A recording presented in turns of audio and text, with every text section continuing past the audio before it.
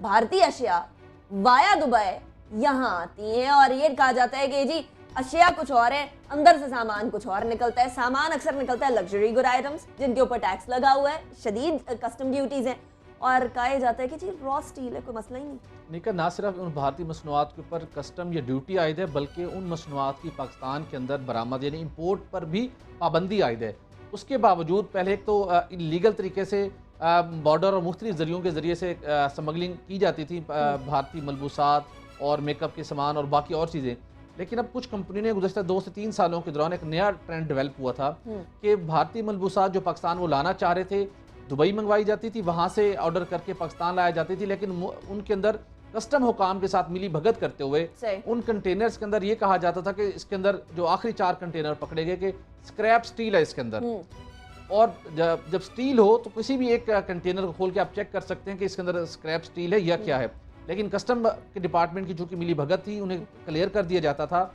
4 container पकड़े गए जिसके अंदर करोड़ों रुपए मालियत की भारतीय मलबूसात थे, मेकअप का सामान था और दीगर अशिया थी जिनकी पाकिस्तान में इंपोर्ट पर भी पाबंदी आई है। अब किया क्या गया, उन 4 कंटेनर्स को क्लियर भी करवा लिया गया था सिर्फ 8,33,000 रुपए अदायगी के बाद वो क्लियर हो चुके थे और अब उनकी तरसील उनके मुल्क भर के उनको अंदर फरोख्त के लिए पेश कर दिया जाना था।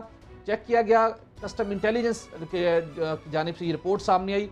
उसके बाद इसको वेरीफाई करने के लिए कि ये नेक्सस कैसे चल रहा है, तो चूंकि फेक डॉक्यूमेंट्स भी सारे केस के अंदर जमा करवाए गए थे, तो FBI की जानिब से UAE को खत लिखा गया और उनसे पूछा गया कि ये बताइए कि ये जो कंटेनर है, ये शिपमेंट है, इसमें कौन सी मसनूआत यहाँ से उनकी शिपमेंट हो गई है।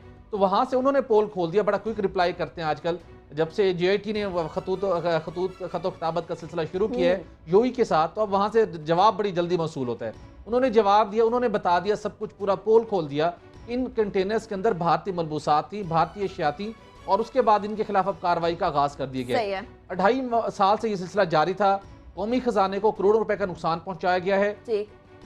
न सिर्फ इस कंपनी के खिलाफ बल्कि कस्टम के वो अफसरान जो इस काम में मुलव्विस थे उनके खिलाफ भी कार्रवाई होनी चाहिए, ताकि जो हमारे महासिल के अंदर, हमारे टैक्स और कलेक्शन के अंदर, कस्टम ड्यूटीज के अंदर हमें सालाना अरबों रुपए का नुकसान होता है, स्मगलिंग होती है, उस सिलसिले के अंदर कुछ कमी हो सके। फिर एट द एंड FBR कहता है जी हमसे तो कंप्लीट ही नहीं हुआ, अचीव ही नहीं हुआ, गोल जो हम लोगों ने अहदाफ मुकर्रर किए थे वो अचीव ही नहीं हुए। लेकिन इतनी मासूमियत भी क्या राव साहब के पता ही नहीं है अंदर स्क्रैप स्टील है या लग्जरी आइटम्स है, और इतने सालों से ये काम हो रहा है किसी को मालूम नहीं पड़ा। और कस्टम हुकाम को कोई तो ऐसा मुखबिर होता है जो कि इन्वेस्टिगेटिंग एजेंसीज को भी बता देते हैं कि इस तरह का काम हो रहा है, यहाँ पकड़ लीजिए। 2.5 साल बाद याद है।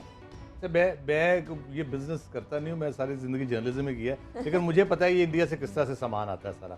हम पहले भी एक दफा डिस्कस करें, लेकिन मुझे एक चीज़ का पता है कि ये कोई बहुत ही ना तजर्बाकार था जो लेके आया। ये दुबई जब जाती हैं चीज़ें इंडिया की, वहाँ पे उसके टैग चेंज होते हैं, उसके मैन्युफैक्चरिंग चेंज होती है कि मेड इन इंडिया की बजाय वहाँ पे दूसरे मुल्कों का UAE या वॉट एवर बांग्लादेश को उन मुल्कों का नाम लिखा जाता है जो जिनके अलाव है पाकिस्तान में, कोई पाबंदी नहीं है उनकी इम्पोर्ट करने में पाकिस्तान के अंदर। एक तो ये बहुत ही कोई सादा आदमी था जिसने ये सारा काम किया। आप लगता है किसी ऐसे शख्स को जानते हैं जो बड़ा कोई इसमें प्रैक्टिस है, ये बड़ी प्रैक्टिस है बड़ी। इंडिया में बहुत सी इंटरनेशनल फ्रेंचाइजीज हैं कपड़ों के खास तौर पे, गारमेंट्स की खास तौर पे, जो पाकिस्तान वो कहती है कि रीजन में अगर आपने लेना है, पाकिस्तान में अगर फ्रेंचाइज आप ले रहे हैं तो आप इंडिया से मंगवा लें। इंडिया का टैग यहाँ आ नहीं सकता। उसका फिर तरीकाकार उन्होंने यही ढूंढा हुआ है कि वो दुबई लेके जाते हैं, वहाँ पे उसके टैग चेंज होते हैं, मैन्युफैक्चरिंग टैग, क्योंकि इंडिया नहीं चेंज करता, तो नए टैग लगते हैं तो उसके बाद फिर यहाँ पे आता है। तो ये एक बड़े अरसे से चल रहा है, ये आज का सिलसिला नहीं है। स्मगलिंग भी थोड़ी लागत का सामना करना बर्दाश्त करनी पड़ती है, लागत जरूर करनी पड़ती है, लेकिन ऑब्वियसली वो कंपनसेट करते हैं। फ्रेंचाइज जो दे रहे हैं आगे ट्रांसफर कर देते होंगे यकीनन। ऑब्वियसली आपने और मैंने पे करना ना at the end of the day. जो गवर्नमेंट हमारे साथ करती है वही ये ताजर जो है वो भी यही हमारे साथ करते हैं।